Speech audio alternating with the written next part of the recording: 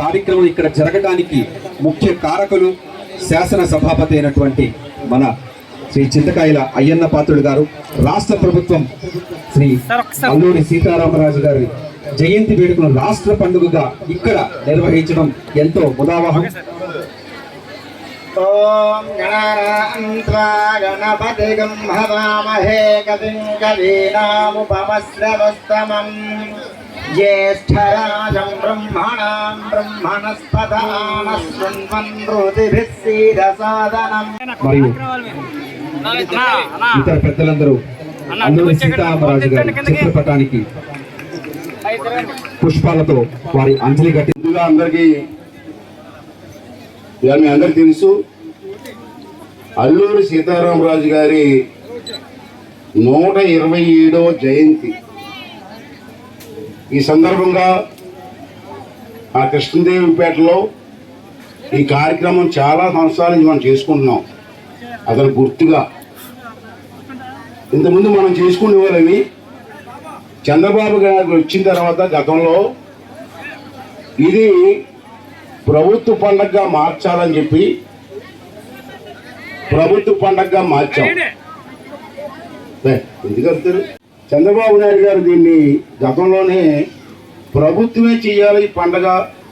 అల్లూరి సీతారామరాజు గారు ఒక శక్తి, ఒక వ్యక్తి కాదు.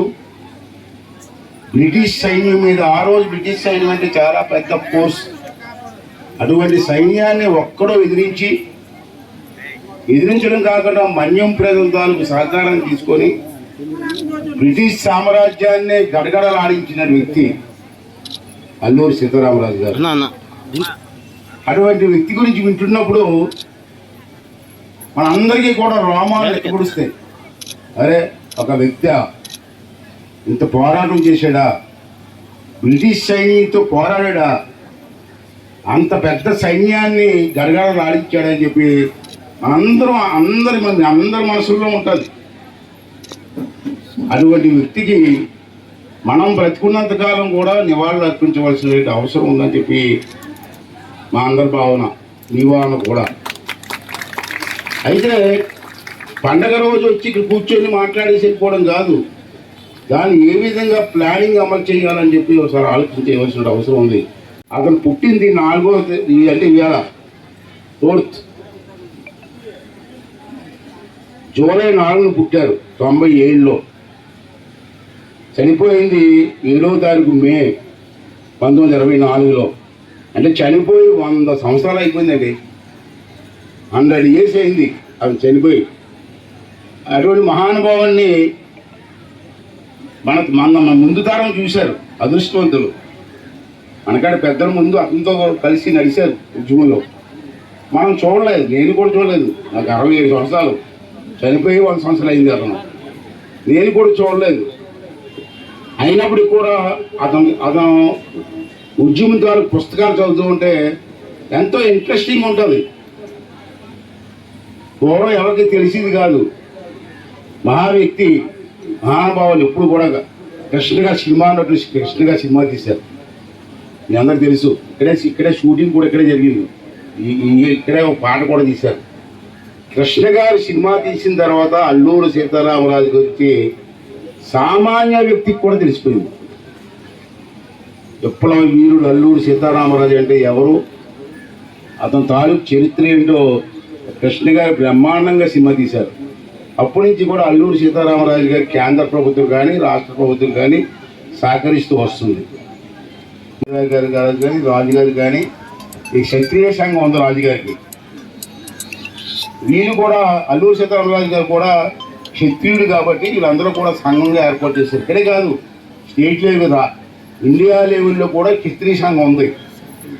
ఒకసారి వీళ్ళందరూ కలిసి మేము అందరూ కూర్చొని మాట్లాడుకున్నప్పుడు అల్లూరి సీతారామరాజు గారు విగ్రహం పెట్టాలనుకుంటామండి, ఎక్కడ పెట్టాలని ఆలోచిస్తున్నప్పుడు నర్సీపట్నంలో పెట్టాలని ముందు అనుకున్నారు. అప్పటికే నర్సీపట్నం డిగ్రీ కాలేజీలో అల్లూరి సీతారామరాజు విగ్రహం పెట్టించాను నేను. అలాగే నర్సీపట్నం విగ్రహం ఉంది కాబట్టి ఎక్కడ పెట్టాలంటే అప్పటికి పెట్టాలని చెప్పి వాళ్ళు తీర్మానం చేశారు. వాళ్ళందరూ కలిసి డబ్బులు వేసుకొని, సంఘం తరపు డబ్బులు వేసుకొని ఇప్పుడు అక్కడ పెద్ద విగ్రహం పెట్టాం కదా, ఆ విగ్రహం పెట్టింది క్షత్రియ సంఘం, వాళ్ళు ఇచ్చింది. అలాగే అందరూ కూడా పార్టిసిపేట్ చేస్తున్నారు, సహకరిస్తున్నారు. కూడా నాకు చిన్న సాలో చెప్పారు. ఎవరు చెప్పారు తెలుసా మీకు? చూడలేదు కదా. పడాల వీరభద్రరావు గారు జాతీయ అల్లూరి సంఘం అధ్యక్షులట. పెద్ద నాకు తెలుసు, మనకి తెలుసుకోండి. చాలా అల్లూరి సీతారామరాజు గారి గురించి చాలా విషయాలు చెప్పారు. లోపల ఫోటో ఎగ్జిబిషన్ కూడా పెట్టారు. ఎవరో రాజమండ్రిలో పెయింట్ వేసారు అల్లూరి సీతారామ ఫోటో, చూడండి చాలా బాగున్నాయి. లోపల చుట్టూ పెట్టారు. నాకు చిన్న సాల్వ కూడా తప్పారు. చాలా సంతోషపడ్డాను. ఎందుకంటే ఇదే వీరభద్ర గారు అయ్యన్న పాత్రుడు పడిమాల కొడుకని తిట్టింది ఒకసారి. ఇదే వీరభద్ర అయ్యన్న పాత్రుడు పడిమాల కొడుకు, ఇదే నాయకుడు అన్నాను.